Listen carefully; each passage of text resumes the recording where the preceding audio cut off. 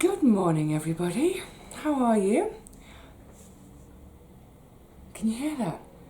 I don't know if you can hear that. It's absolutely lashing with rain again. Oh my goodness. Wet, wet, wet all the time. And here we are at the end of month 34, end of February, and it's a leap year. So apparently today is the day when all of us girls can go and ask a man to marry them. How long has that tradition been going on? That tradition of, on the 29th of February, on this one day every 4 years, a woman can ask a man to marry her. If I want someone to marry me, I'll ask him anyway. Shut up, I don't need a leap year. Anyway, happy birthday to all you leap day babies. I know my cousin's husband is a leap baby, so I think today he's celebrating his 11th birthday. So yes, happy birthday leap day babies. Oh my goodness.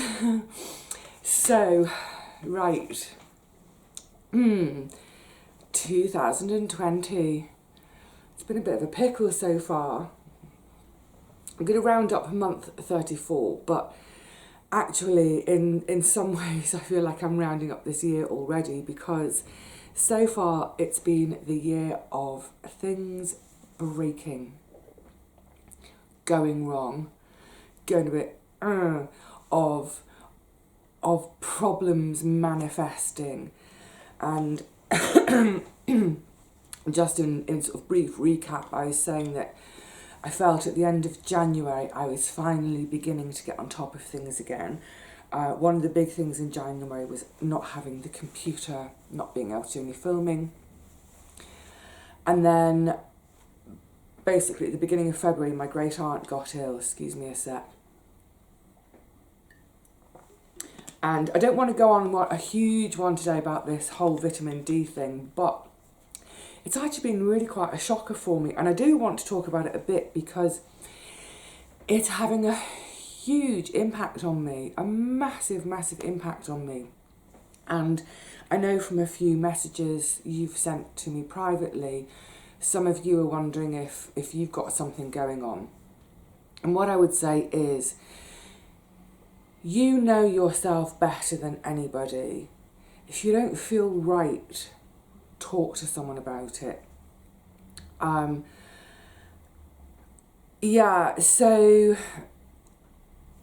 really, over the last 2 years, I felt myself kind of declining in every way.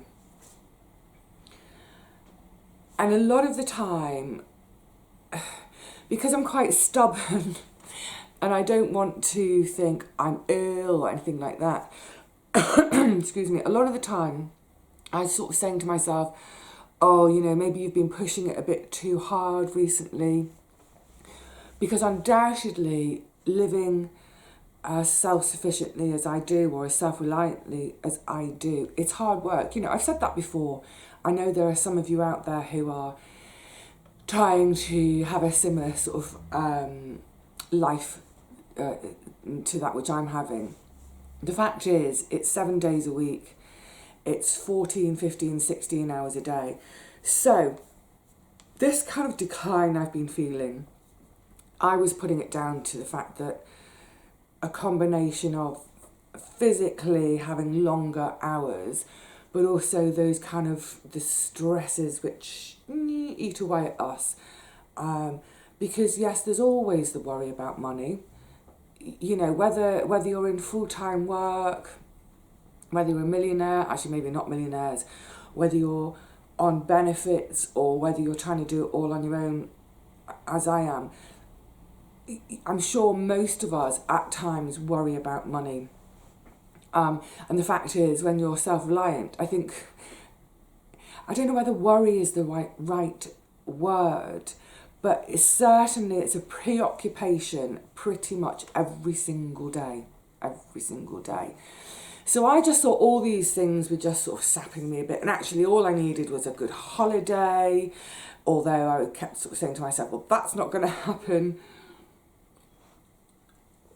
But I was aware that I was just feeling more and more rubbish as each month went by. And so, for instance, last November, really, really horrible November, and by then I'd already started thinking, is there a way that I can do all my work that I normally do over 4 weeks, do it in 3 weeks in order to have a week off at some point? So yeah, anyway, the reason I'm saying this, what's the reason? Oh, my thoughts are so unclear these days. Over those few months, occasionally I have seen my doctor, I've seen the practice nurse for other things, and I've mentioned how I'm feeling. And literally everybody I've mentioned it to has said, oh, it's just your age, or oh, it's just menopause. Firstly, I don't think we should use the word just. The friends I've seen going through menopause, the emotional things they go through seem horrible. Ugh, absolutely horrible. You know, physically not too bad, but emotionally, Anyway, so this is what, you know, people kept just like brushing me off with it. Oh, it's just menopause, it's just your age. And I was thinking more and more, this isn't right. I shouldn't feel this rubbish all the time. Even after a night's sleep, I wake up in the morning, I feel rubbish. It's taking every ounce of my willpower to get myself out of bed each day. It's not right. Anyway, the long and the short of it is, it's a couple of weeks now since I saw the doctor. I've been back again. I've got to go back again. I'm having yet more bloods done. Some of my other bloods were off, as well as the vitamin D. But I think this odd thing has happened. It's like my body has got a voice of its own, and it sort of said to me, oh, thank God you're getting this seen to, Vivi. And that now that I've kind of started going down that route of getting it seen to, my body's gone, finally I can completely collapse now. Now that I've passed the baton on to the Vivi brain, that this bit is working, the rest of it is not working. So, look, the bottom line is, it's going to take ages to feel better, to get back to normal. That's not me being being down about it or being a drama queen or anything. It's just how this process is going to pan out. So, thank you very much. Folk have been dropping me a line every now and again to say, hope you're feeling better today. No, I'm not feeling better today. I'm not going to feel better tomorrow. I'm not going to feel better, you know, in a month. It's going to take months and months before I feel better. But yes, the reason I'm saying all this, there's always a reason. I don't just whiffle on for no reason. You know, trust yourself, trust your instincts, listen to your body. If you don't feel right, especially if you're a woman over 45 and you're feeling, you know, you're not feeling right in yourself, don't let people fob you off with the whole menopause thing. It's so infuriating. Yes, it may well be that what you're experiencing is some of the symptoms of menopause. Of course, it may be that. And some of my symptoms right now could possibly be that. But there may be an underlying cause, an actual physiologically important, possibly could be damaging cause. See, the thing with menopause is, yes, from everything my friends have said, it can be pretty rough and it can be horrible, but it ain't going to kill you. Well, mentally, actually, on a serious note, mentally it could, because a lot of women do have suicidal thoughts during this whole chemical explosion that's going on. But aside from that, let's set that aside for one moment. Menopause is not going to kill you. Something else that's underlying, that's going wrong, could actually kill you. So, I'm being a bit over dramatic there, but you know what I'm saying. Trust yourself, trust your instincts, know your own body, And the other thing to say very quickly is, at my GP surgery, and I think it's the same in a lot of places, there's a big sign on the wall that says 1 appointment, 1 complaint. So I hate the word complaint. We're not complaining, we're reporting. Yeah, complaint's got such a negative tone to it, hasn't it? The reason I'm bringing that up is because in that initial visit to my doctor, I was starting to talk about some of my symptoms. I'd actually made a whole list because I think it's really easy when we're at an appointment that's 5 minutes long maybe, and we feel rushed, we get that sense that the GP wants to get the tablets, get out sort of thing. And I had barely mentioned 3 or 4 symptoms before she started talking about the menopause, of course. Now the thing is, this whole 1 complaint, 1 appointment, 1 complaint, you might have, so for instance, bone pain, as I have, or brush it off to arthritis. But that in combination with all sorts of other things, which each one on its own in isolation may not give you any clues, or you may assume it's one thing, but actually when you put it together with 3 or 4 or 5 other things, starts to give a much bigger picture. Anyway, yeah, you have to really advocate for yourself. So on my second visit back to my doctor, I sort of stood my ground, I stood up for myself, and I said, look, I do need to talk about all these other symptoms because I think it's indicative of, and I mentioned a couple of things to her, and she sort of said, oh yes, oh, I wish you'd told me this. I looked over her shoulder actually at the notes made from the last meeting, and the only note says, it just says low mood, query menopause, refuses HRT. And that's not how it went down at all. I didn't refuse HRT. I said that that's something I'd need to talk through at length with someone, because with my family history of breast cancer, it's not something to go into lightly.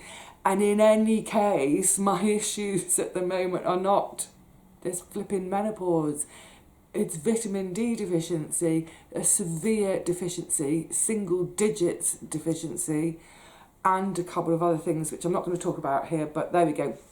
Anyway, so thank you all for your lovely messages. You're all superstars. No, I don't feel better today, and I won't tomorrow. I've said that already, haven't I?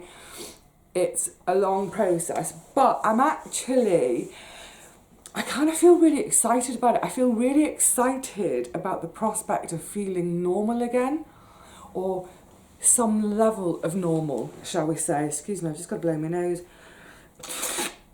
Because, yeah, it's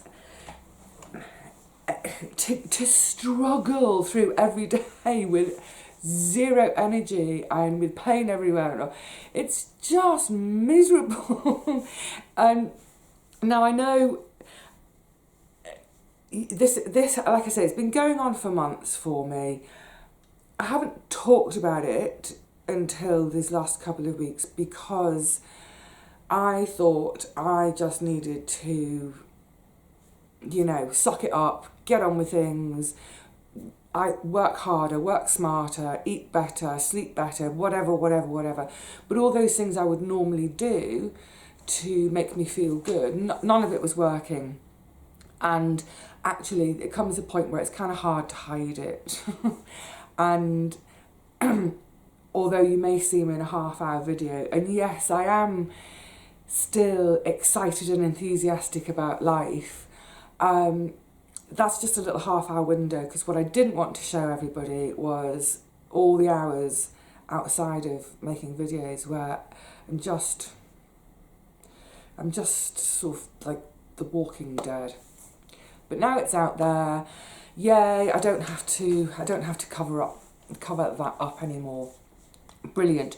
So yeah, I'm really looking forward to massively dribbled, sorry. I'm really looking forward to getting healthier getting all of my, oh my goodness, I proper dribbled then. Getting all of my bloods back to normal, not just the vitamin D. Brilliant. And you know, we'll head into spring and summer. Yay, can't wait to be outside in the warm again. Oh, it looks like it's brightening up outside. Yay, finally. But yeah, long-term prospect. The fact that it's brightening up has reminded me, one of the things I want to do this morning is to go off to the post office. I was about to do that when the next really, really heavy downpour started. So I thought, oh, just wait. Because thank you all so much. All my lavender bags are sold. Yesterday they went on sale on Friday at 6 o'clock. I saw the first couple sell, then I went off to have a nice long bath. I came back at about 10 to 7, so 50 minutes or so later, they were all gone. Brilliant. So I shall be back to the sewing machine to carry on with that today. I've really been enjoying doing the sewing. It's not a quick job, but that's fine. And one day last week, I think it was on Thursday, I sat down and I did all the hand sewing to finish them all off by hand. And it was lovely, just that kind of quietness and stillness, all those little stitches going in. And of course, because it was the lavender bags, the beautiful smell as I was doing it. Oh, it's just dreamy. So yeah, I'll definitely be getting on with making some more, putting those in the shop. Otherwise, in terms of self-reliance, food, yeah. So I haven't been to the garden for about 3 weeks. Yeah, it's going to be getting on for 4 weeks. Not right since right back at the beginning of February. Oh, then I popped down, didn't I, after Storm Kiara, not Kiara. But yeah, I haven't been to the garden for ages, so I haven't been harvesting any fresh food. I think probably all the broccoli will have gone over by now. I think I probably ought to rescue the last of the parsnips and carrots. They're probably floating on the surface of the mud. The kale, that should still be going, and the purple sprouting broccoli, that should just be coming into sprouting, hopefully. So there is still a little bit of fresh. Is that all I've got in that's fresh now? Yeah, I'm going to be pretty much down to kale and purple sprouting broccoli. That's okay.